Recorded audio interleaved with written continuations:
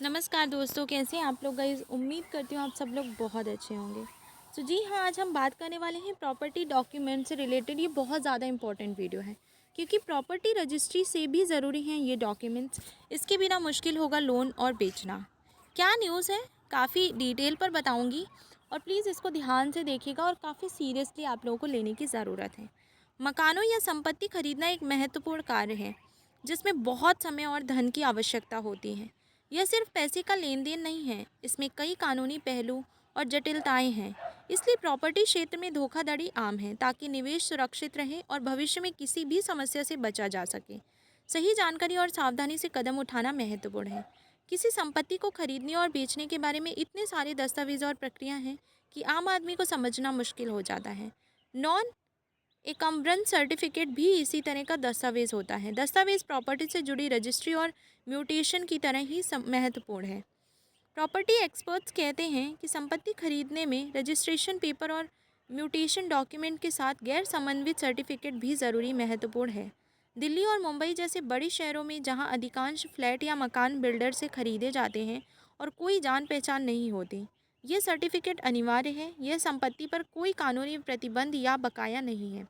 ताकि भविष्य में कोई समस्या ना हो, आपको बिल्डर से गैर अनुबंधित सर्टिफिकेट लेना चाहिए। क्यों यह सर्टिफिकेट आवश्यक है? आपको ये जानकर हैरानी होगी कि नॉन इनकम्बरेंस सर्टिफिकेट में किसी संपत्ति से जुड़े सभी लेन देन की जानकारी होती है।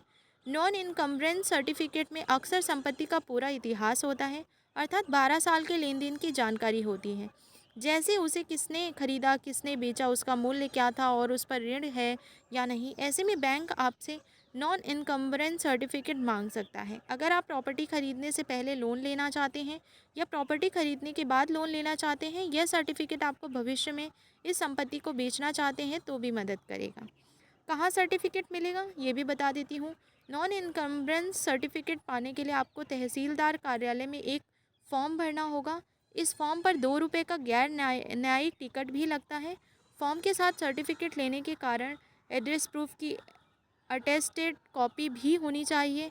फॉर्म में सर्वे नंबर और संपत्ति की लोकेशन के साथ अन्य विवरण भी होने चाहिए। पूर्ण रूप से तैयार होने के बाद अधिग्रहण सब रजिस्ट्रार कार्यालय में जमा करना होगा। आपको 20 से 30 दिन में सर्टिफिकेट मिल जाएगा। सर्टिफिकेट की लागत।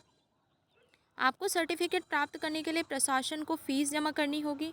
ये फ़ीस सर्टिफिकेट की अवधि पर निर्भर करती है।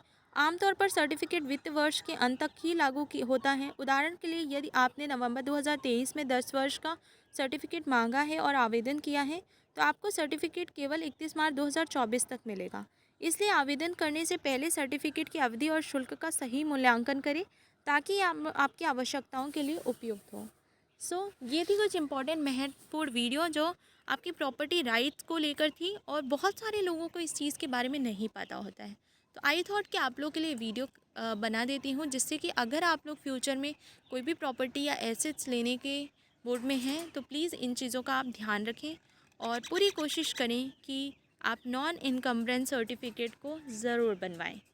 और मैंने ये भी बता दिया कि कैसे बनेगा, कहाँ से बनेगा, क्या क्या चीज़ें रिक्वायर्ड है, उस पर भी मैंने पूरा प्रकाश डाला है। एंड आई होप कि ये वीडियो आप लोगों के लिए काफ़ी इंटरेस्टिंग और महत्वपूर्ण और नॉलेजेबल रही होगी। So that's all guys in this part of the video and I hope I will meet you in the next video. Thank you so much. Please keep sharing, keep loving, keep liking.